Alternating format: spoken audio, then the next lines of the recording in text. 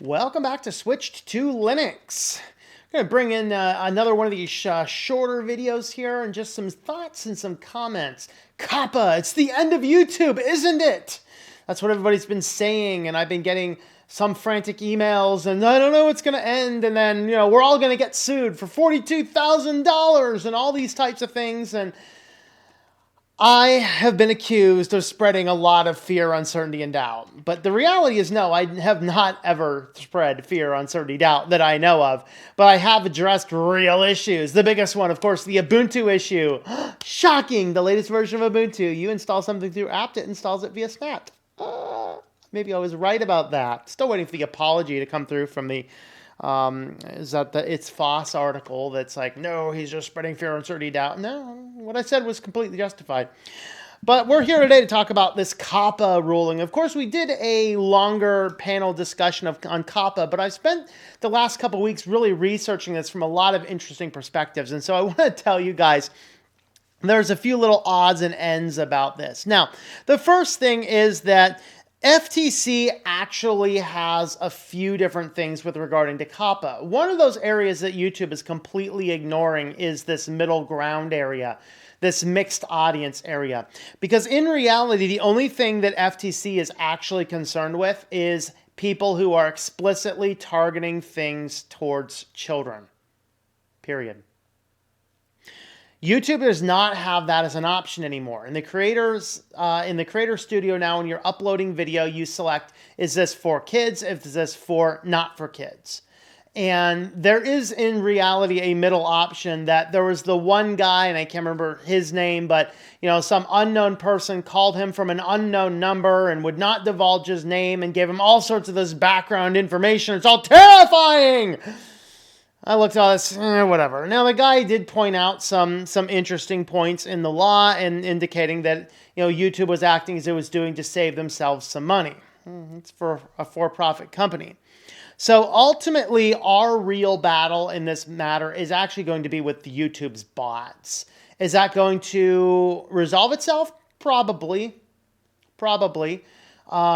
It's going to be much like the demonetization issue, which, of course, we talk about demonetization, and understand this, most of the time when you hear a channel's been demonetized, or a video more or less has been demonetized, it doesn't mean it will never serve ads. It just means that there's multiple tiers of ads. One of these is that there is the quote-unquote family-friendly or big corporate safe brand. One of these is like that Sasquatch soap that I cannot even stand watching. I wish I had the option to say, mark this ad as offensive. I never want to see it again. Because I don't really want vulgarity, whether it's bleeped out or not, in the advertising prior to my family-friendly videos. Are you listening, YouTube? Give us the ability to choose what ads we might have on our videos. But a demonetized video will serve up that ad because they don't really care, as they just want eyeballs, but it won't serve up a family-friendly ad like, Gillette razors. I don't know why they're making a big difference at this point, but anyway, they are. And so when we're talking about demonetization, you can be completely demonetized that your video will never display ads, or you can be the limited monetization and that you will not serve a lot of ads, and those that you do are, the people that they don't really care who sees their ad, or there's full monetization where you will have, a lot of ads and all those different types. That's what's going to happen with this. Is the FTC going to come after you if you're doing a channel that is not targeted to kids? No. And let me explain to you why this happens to be. So people are talking about this $42,000 fine to be handed out left, right, and center to every single person who has ever had a child watch their video. That's not how the FTC works. Understand that when Equihacks leaked the entire American adult population of data, it took 3 years to function to actually do anything for the FTC. And what ended up happening? Don't do that again. That's it. That's the FTC. We have a completely neutered, powerless organization now in charge. And you're fearing the lion without teeth? Now, they also don't have the authority to come by and just hand you a $42,000 fine. You're not going to show up with an email that says pay $42,000. Well, actually, you probably will because it's going to be a scammer. Because these scammers have been harvesting YouTube email addresses and sending out these somewhat official looking emails. In fact, I just received a different one again the other day, and it said something like, your video was flagged, you must sign in here or monetization is gonna be turned off your channel within 24 hours. Yeah, right. Yeah, you click the button. It's not even going to YouTube. Come on. It's not even coming to the email that's actually used for my YouTube account. I can tell something is official if it comes to the address that is not on my YouTube channel. Because yeah, I know how to do that. And so they're not going to be showing up. So if you get an email that you have to pay $42,000, it's a scammer, all right? Though what's going to happen is when you have a very large channel, a very large channel with millions of views, and they explicitly have a video that is very clearly marketed to kids, and it has not been marked as safe for kids, okay, then they will begin the process of informing you. And then they're going to file a lawsuit. But you probably will have the issue to say, oh, crap, I toggled the button wrong. Let me take this down. You'll probably get hit with a very small fine, if anything at all, because they don't have the money or the time or the resources. They certainly don't have the ability to sue everybody that has a video that a child has ever watched. Now, there's been some discussion. I watched another one from the Lawful Masses where they're saying, well, yeah, they don't even have any authority because we're not the owners. Well, if you actually want to see a good video, look at the one from Viva Fry, who broke down what is the legal definition of operator, something that Lawful Masses never did. They did not break down operator. Why does it take a Canadian lawyer to break down American law? Because there is a provision in it was either 2013 or 2015, they updated the law. I think it was 2013.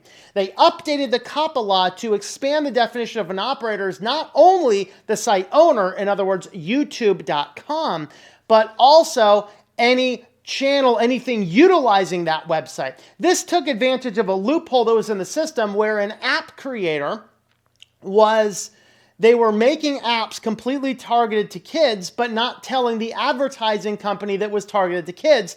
And the exception was put into the expanded definition, rather, of operator was put in there so that a channel owner like us could, in theory, be approached by the FTC for blatantly violating the rules and the laws. Now, is the FTC going to be doing that? Well, only if your video is explicitly targeted towards that. And understanding I'm not a lawyer, so of course check with your own legal counsel, but looking at the history of the FTC, how the FTC has functioned, how YouTube functions, YouTube is making a bigger deal with it than they should be because that is what they need to do to save them. They are doing a CYB, cover your bases, giving all of the onus onto us. But if we market incorrectly and are very clearly doing child-focused videos, yes, the FTC will come down on us. If we just happen to do videos like the typical thing on my channel, and a few kids happen to watch it, there is no issue with that. FTC is not going to do that because FTC is going to be operating under the mixed audience rule. In other words, if your video is not created for kids, but kids happen to watch it, they don't care because that's not what COPPA is. So that's definitely the situation.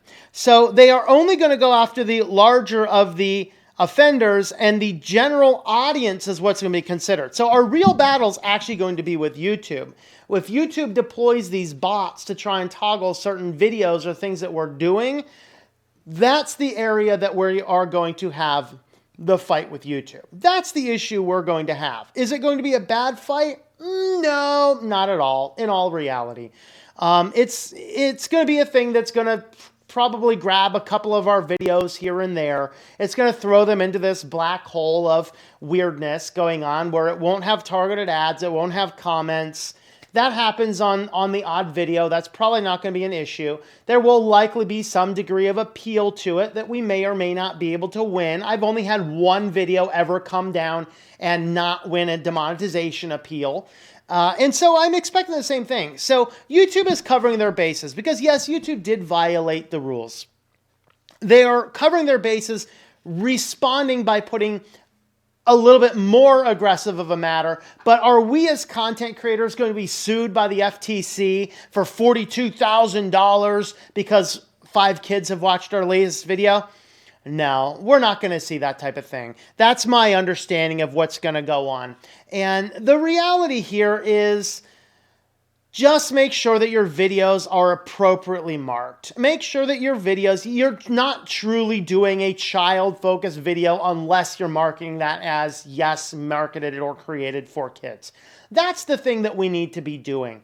Make sure that you are being honest and upright and integrated in what you're doing, and you will not have any issues. Is this COPPA the end of YouTube? Not in the slightest. Is FTC going to come after all of us? Not in the slightest. They are going to go after the big offenders. They're going to go after the ones that have clearly violated the rules by creating absolutely objectively child-targeted videos and not marking them as such. That's the only thing that we're going to see, which is going to get rid of the bad actors, and it's not really going to impact the rest of us for the most part. That's my prediction, what's going to go on. Let me know your thoughts about all this in the comments down below.